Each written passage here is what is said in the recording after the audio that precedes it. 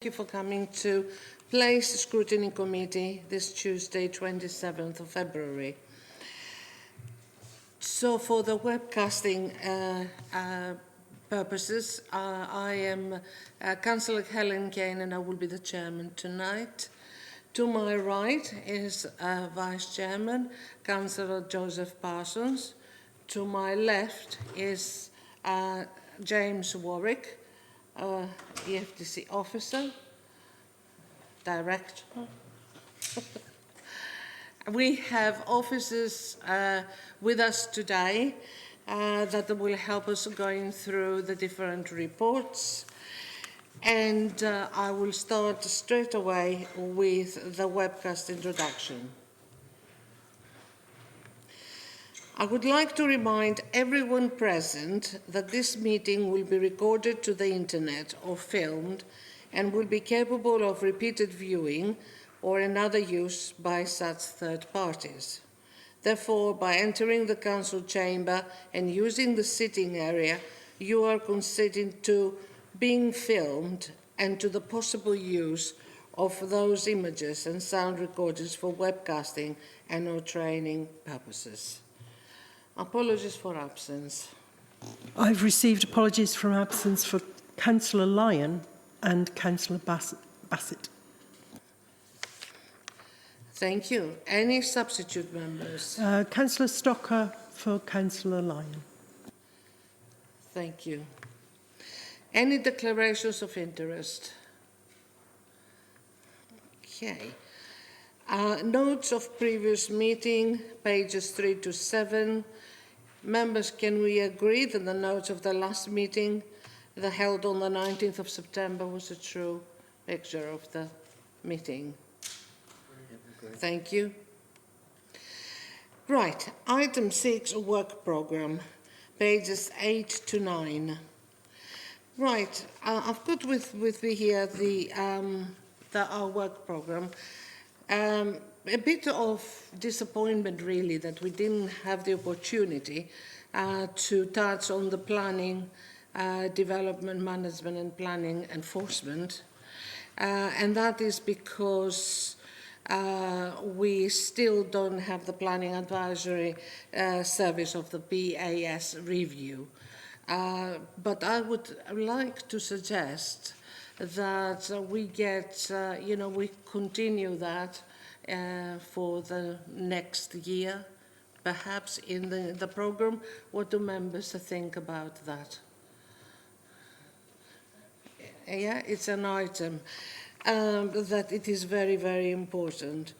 Do you think, Laura, there is anyone that can give us an update on that, perhaps, in the meantime? I think Jen Gould, the director, relevant director, is on the line. She's a bit small up there, Chairman, I'm sorry. But Ah, lovely. I can see her, yes, her hand. Oh, thank you. Thank you, Jenny. Thank you, Jennifer. Thank you, Chairman. Yeah, yes, members, I am sorry that we aren't able to come with a full update around the Planning Advisory Service review of our planning service. As you will know, we have started planning transformation programme work that is looking at our structure.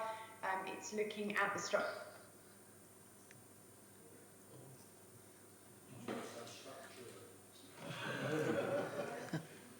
Okay. let me just see if I can connect to that. Of course. Apologies, everybody. There's a bit of wind coming. Yeah.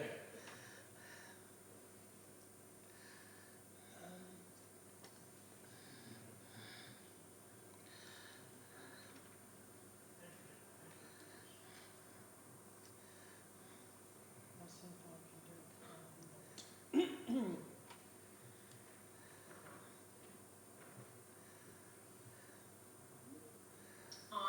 To make those changes where they are necessary and to agree those. So it's certainly not that we won't bring it at all. Excuse me, Jen. Jen, could you just hold the line a second? Yeah. We had a... Have I got an echo? Yeah. We had a technical glitch So can you repeat everything you said, please? Did you hear anything that I'd said? I think the first sentence. Okay, all right. What I was saying was that we'd had the planning advisory service in at the end of January. They have spoken to a number of officers in the planning service and related services. They've also spoken to a number of members and they've watched some of our committees. They are in the processes of drafting a report with some of their observations and recommendations. It's likely that they will look at the structure of our planning service, the way in which we deal with those applications, but also the structure of some of our planning committees and how decisions, which decisions are delegated and which go up to committees, etc. So that report isn't quite ready, and so I'm sorry that we can't bring you a full update to this particular place scrutiny committee. But we fully intend to bring that in the new municipal year. It may well be, of course, that some of those PAS recommendations have some implications for constitutional changes, etc. So that will absolutely need to go through the right committees and the right level of scrutiny before any decisions are made by members next year in any event. So there is an awful lot of work going on. We've got a planning transformation programme of work, which Nigel Richardson, the Director of Planning, is leading and I'm sponsoring. So there is an awful lot going on to look at improvements for the service. It's just that we're not quite ready to bring it for scrutiny as yet, so apologies. But you will see that in the municipal year.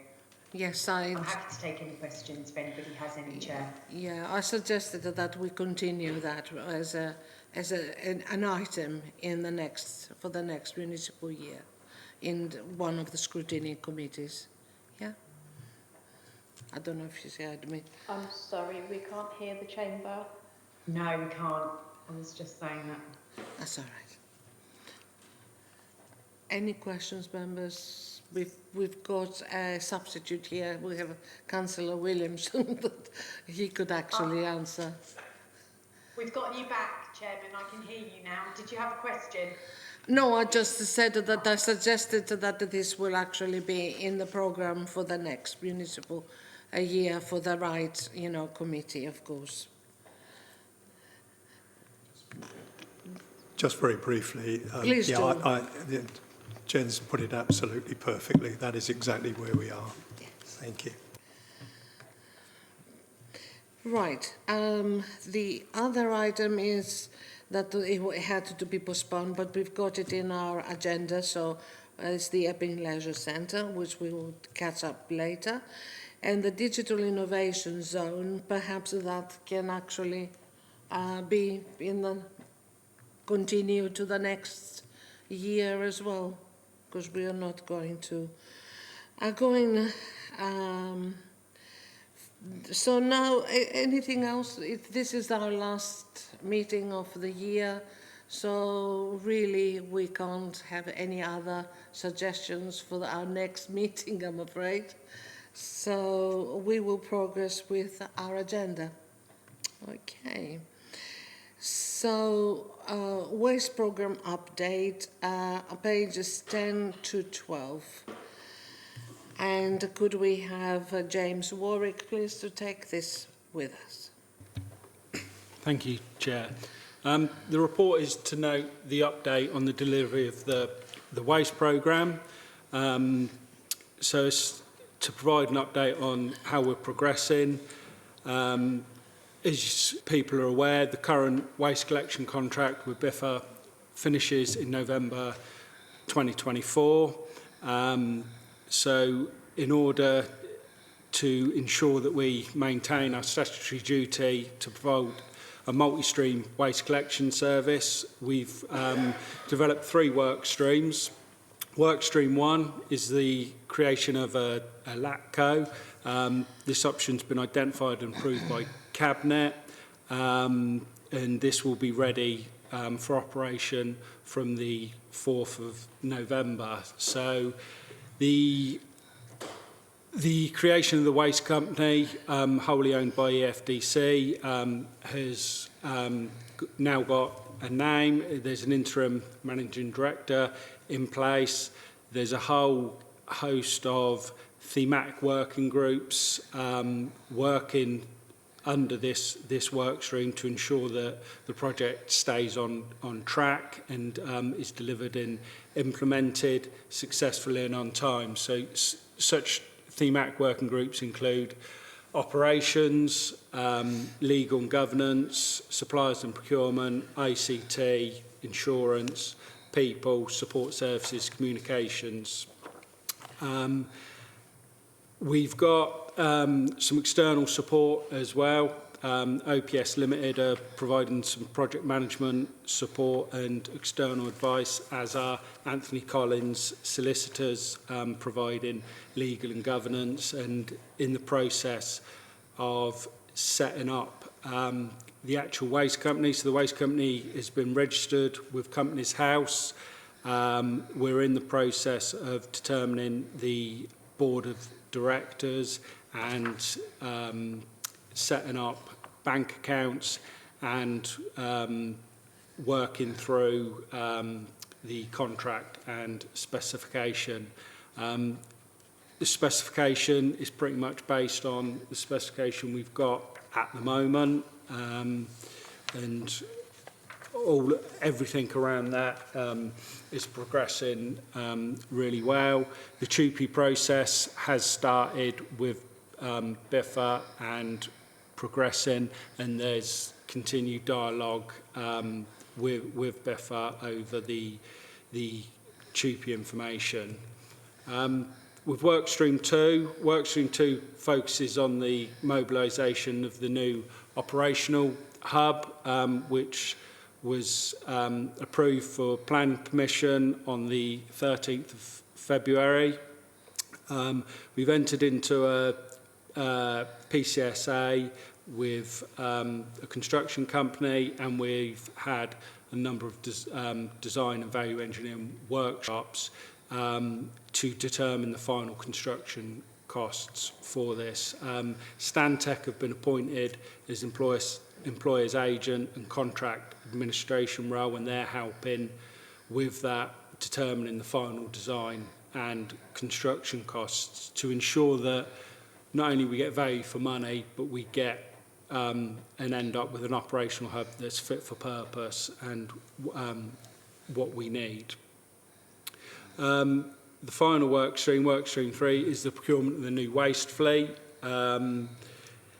which has been ordered. So contract hire was determined as the most suitable option for our needs and requirements. So we've an 8-year contract hire agreement with Specialist Fleet Services has been agreed, and the orders have been placed for vehicles, and the vehicles will be delivered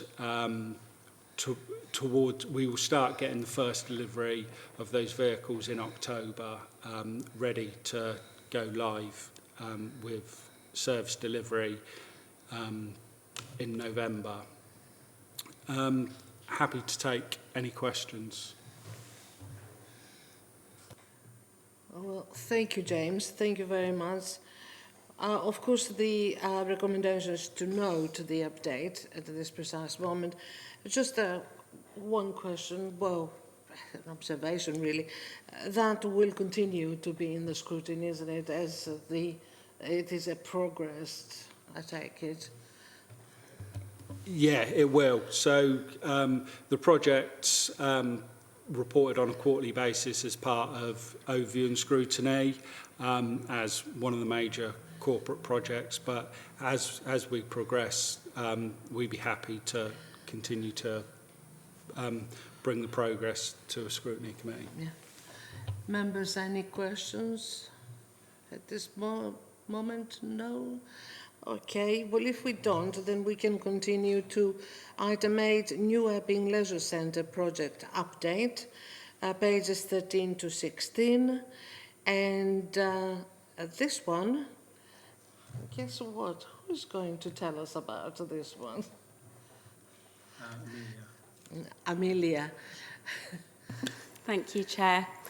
Good evening, members. So this report asks members to note the progress of the new Epping Leisure Centre project following Cabinet approval for its delivery last year. Building a new leisure centre is an exciting time for a local authority, and we are pleased to report that we're in the early phases of construction at the moment. We've discharged all pre-start planning and Section 106 conditions.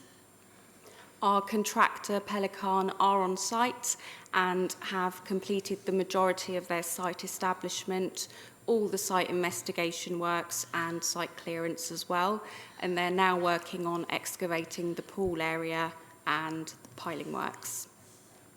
We have the same project team and delivery process as the Waltham Abbey Leisure Centre, which members may know has been very successful in terms of its construction and operation of the facility.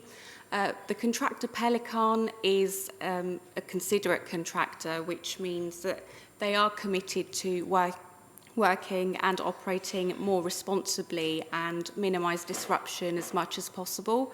For example, they have met with the neighbours and are issuing newsletters to keep neighbours informed of the works going on. And it is positive that residents are supportive and do recognise the benefits that this facility is going to bring to the community. The new facility is expected to open end of 2025, and it will replace the existing Epping Sports Centre in Hemnall Street once the new centre opens. So, in summary, we have started constructing the facility and progress on site is going very well. The project team, including the FDC teams involved, are working really hard to make this project a success. Happy to take any comments or questions. Thank you. Any questions, members? No? Well, Amelia, thank you so much for the update, and of course the recommendation is to consider and note the progress. Okay. Right. So, we're going to item 9, updated tree policy, pages 17 to 29, and we have Mandy Thompson. Thank you, Chair. Yeah, the reason for bringing this current policy to scrutiny is for them to consider the new updated policy. The current policy that we have was last reviewed in 2008 and does not reflect our approach today. The updated policy is for 5 years and it defines EFDC's approach to the management of trees owned by the District Council and the publicly owned highway under the stewardship of Essex County Council. We want to promote responsible tree management and provide clear guidance on responsibilities and expectations for residents within the district. So the policy has been slimmed down quite a bit from all of the information that was contained in the 2008 policy. It has a clear review plan with it, and we've got linked it into the other current policies to do that relate to planning policy, the tree preservation order policies. So it's really just bringing a more modern approach to the policy. Happy to take any questions. Councillor Allwood. Thank you, Chair. Thank you for doing the report. I'm just curious, it put the value of a tree at £30,000. So I was trying to work out how did they come about that figure? There is an actual formula for calculating what they call the caveat of a tree. I'm not technically experienced enough to be able to explain that to you. I'm happy to circulate that. Members, any more questions? Okay, this is a pre-cabinet scrutiny, so we have the recommendation is to Cabinet agree to adopt the proposed updated tree policy for a 5-year period. Yeah, we have no problems at all on that. Okay, item 10, Lutton Priory Strategic Design Code, pages 30 to 40. And we've got Krishma Shah to help us. Thank you, Chair. Good evening, everyone. Teresa's going to share the presentation I've got today, so apologies that I'll be prompting onto the next one. This item is to share the work that we've been doing on the Latin Priory Strategic Design Code, which is due to go to Cabinet for endorsement on the 18th of March. So it's to get feedback and be able to amend the code accordingly. Sorry, Therese, next slide, please. Thank you. We have been producing a design code for the Latin Priory Master Plan area, which is one of 7 strategic master plan areas identified in our local plan. We received funding from the Department for Levelling Up through their Pathfinders Design Code nationwide pilot scheme to produce an authority-led design code.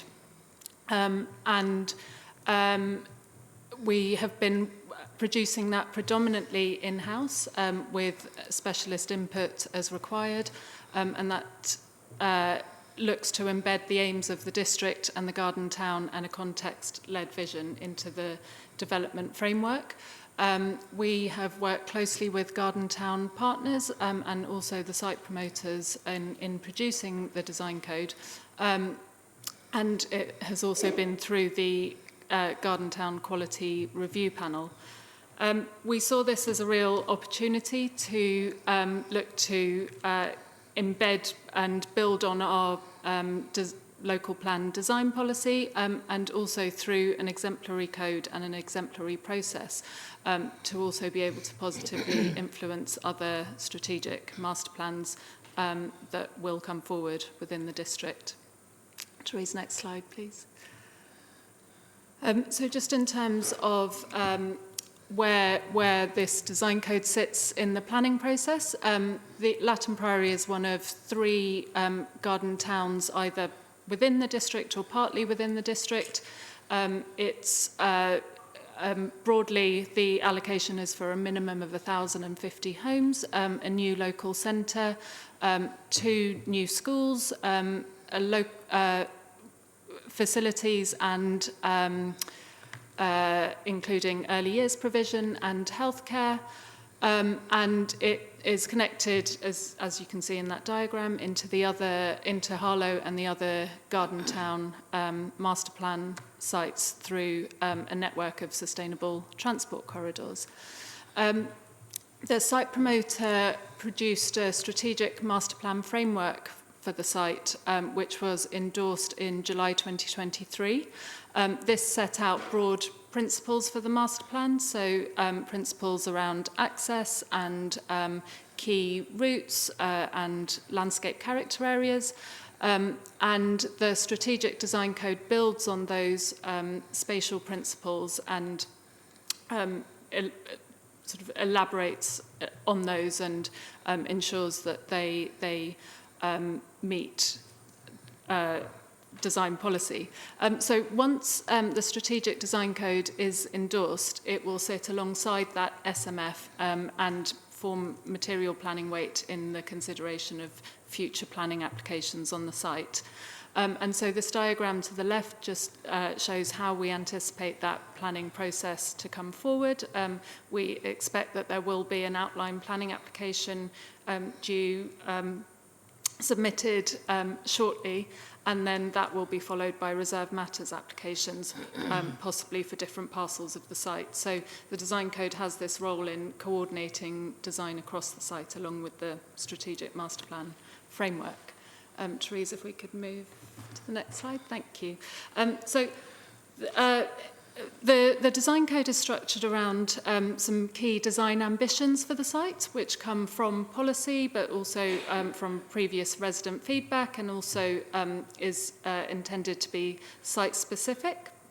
And these are shown here, and they help to structure the design code by breaking it down into key themes, which also relate to the National Model Design Code, which is a national document published in 2021 alongside changes to the MPPF, which promotes design codes as a way of securing good design.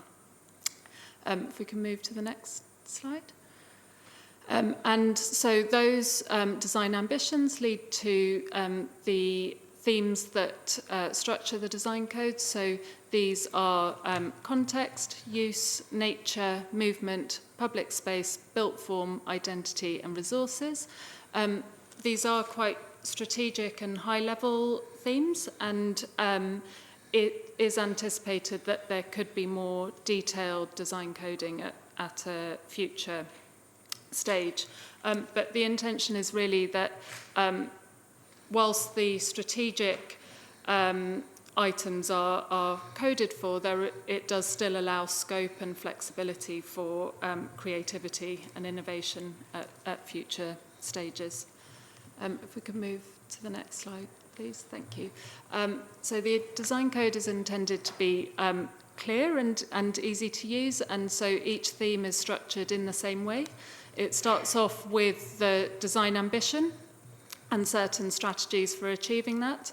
That's followed by principles and text to explain those strategies. It signposts to key policies and particular references, and then that's followed by the actual coding requirements, which are numbered, and they are all stated as musts or shoulds. And the idea is that the musts are mandatory and must be complied with.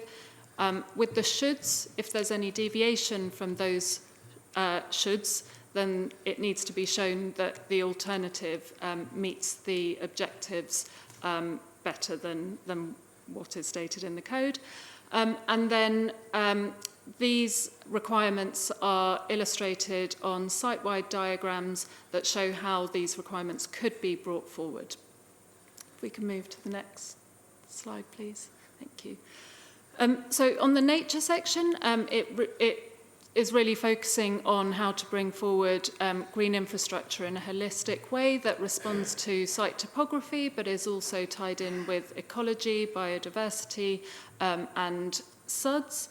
But it also looks at bringing nature right into the heart of the development, and actually that being one of the sort of key aspects in terms of developing the character of the site as a garden town. Next slide, please. Movement is a key section in the document. One of the garden town targets is for a 60% modal shift, which is really ambitious and requires design to address modal shift and promoting active and sustainable transport at every level. So right from strategic to the detail of how bike storage works for homes, for example. So the design code contains a set of strategies for active travel, and also for the way that vehicles move around the site, so that we sort of move away from the conventional model of development, where every sort of street and space is dominated by car movement and parking, but actually comes up with a more sensitive strategy that allows people and nature to flourish, but whilst also allowing the servicing and parking requirements that are needed. It doesn't deal with the quantum of parking, but it does talk about parking design and how that affects character and of streets and spaces. If we can move to the next slide, thank you. And then again, public space talks about how we can achieve those aims of vibrancy, safety, security in the public realm. This section also contains the street design and junction design, in recognising that actually these are quite important aspects of the public realm and serve a place function as well as allowing movement and connections. This section was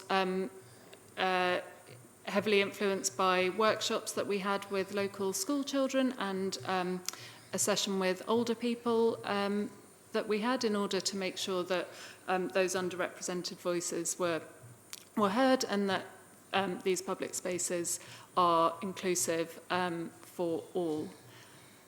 Next slide, please.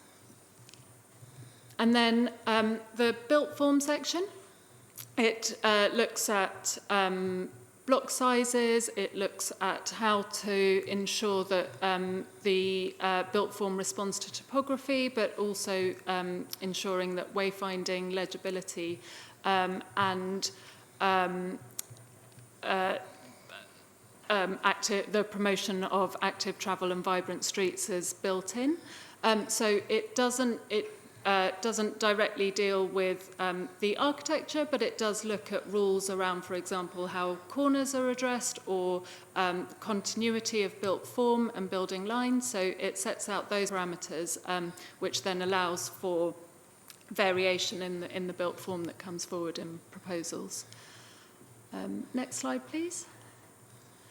And then identity, again, this doesn't propose solutions, but it sets out the parameters of how variety and wayfinding and legibility is built into the development. And it also looks at local references from Epping and Harlow that could be used to influence future proposals. If we can move on to the next slide. And then lastly, we have resources and sustainability, which really is built into the design code throughout, for example, through promotion of active travel or green infrastructure and biodiversity. But this section addresses a few key points to do with climate mitigation and climate resilience specifically, but also adaptability and future-proofing. Move on to the next slide, please. So we went out to public consultation between October and December 2023. We also presented the design code at a Garden Town member briefing on the 11th of January. We've been undertaking amendments and are still undertaking amendments. We are bringing the design code here for feedback, and that is all with a view to going to Cabinet for endorsement on the 18th of March. And last slide, please. Thank you. And just a quick note on the consultation that was undertaken. It was in person and online. We had a digital survey. We also had Q&A sessions and exhibitions in Epping and Harlow. We had workshops with Epping and Harlow youth councils, and I suppose just to note that we had very high visitor numbers to the website and the survey, although that didn't necessarily translate into a high number of completed surveys. We also undertook stakeholder consultation, and that included the site promoter team and presenting at the Garden Town Developer Forum, and we also undertook some design code testing to ensure that we could take all opportunities to improve the legibility and clarity of the design code, but also make sure that some of the rules and requirements that it contains are deliverable. So that, I think, is the whole presentation, and happy to take any questions. Well, thank you very much, Grishma. One of the things that I would like to ask you, you mentioned the consultation. You had quite a lot of response and the feedback. Could you give us a little bit more about if it was positive, or negative feedback, please? Yes. There I suppose I should note that all the feedback we have put into a consultation tracker, and so we've logged it all, and we'll be appending that to the Cabinet report. But largely, we can sort of break it down into public consultation feedback, stakeholder feedback, and the testing. With public consultation feedback, from the in-person sessions, there was a lot of focus on issues outside of the design code, wider issues and infrastructure, which we will be addressing through FAQs on the website and through the wider planning process, particularly when the outline application comes in. In terms of design code related items, there was a lot of positive feedback around particularly green infrastructure and sustainability. We had some really helpful feedback around, there was a real importance about security and things like real-time information for active travel, which we've fed all of that in, and also around rules around the built form next to existing residences, particularly the existing residents to the north of the site. And then lots of feedback that we're incorporating from stakeholders, and that is partly technical, so things like waste and transport, but also in terms of the clarity of the document, and also lots of positive feedback as well. And one thing we are doing is reviewing the built form section and making it slightly less prescriptive following the design code testing. Okay. I've got another question by Councillor Lyon. I have to read it because unfortunately he is not here in person. He said he's been through the Latin Priory documents and was looking for the link into strategy and delivery of broadband infrastructure. He said he hasn't found any reference as to how this is going to be delivered. The original HGGT documents mentioned reliance on mobile 5G infrastructure, but see no reference to this on these plans. If it is 5G there, any musts to be shown? The previous discussions was an assumption that the developers would provide links into their developments, but how do this link to the network and who provides it? There would need other connections for road signs, bus indicators, parking, traffic and air quality monitoring. Is the assumption that the mobile operators would provide this investment? Has this been secured and funded? And that is his comments on this. The design code deals with it at very high level, so it does require that public spaces do have that connectivity. However, in terms of that detailed provision of infrastructure and the arrangements around that, that is something that we would need to deal with through the wider planning process. So I can take that away and come back with a response on that. If it is possible to actually respond to him and to all of us, that will be good. And Councillor Phillip. Chairman, yes, just to remind people, including Councillor Lyon, that actually within our own local plan there is a requirement to provide broadband as part of the development and planning process. So I think it'll be fully covered in that. The strategic design code is a supplementary planning document. Supplementary means it's in addition to what you already have. We already have broadband covered, so it doesn't need to be covered in this document. Yeah. Okay. Any other members have any comments? This is quite a lengthy document, I understand, but it is important to make any comments. Yeah. Please. Councillor Allgood. It probably isn't within this remit, but it was one of the ones I was thinking of at the time. I remember seeing on the news where a new building site had been done, and basically they built the houses as quick as possible, and there was no infrastructure, so they crammed it in as quick as they could to get their money back, without the consideration of things like doctor surgeries, schools, etc., etc. So it was almost like lots of people in one location, but with no facilities. So is that built into this, or is it part and parcel of something that comes up later? Phasing and infrastructure isn't dealt with this, although the locations of those facilities in relation to the houses is. But that is something that came up in public consultation, particularly, and so we are dealing with that through our FAQs, but also through that wider planning process and the outline application. Yeah. Okay. Members, any other comments before it goes to Cabinet? Councillor Bedford.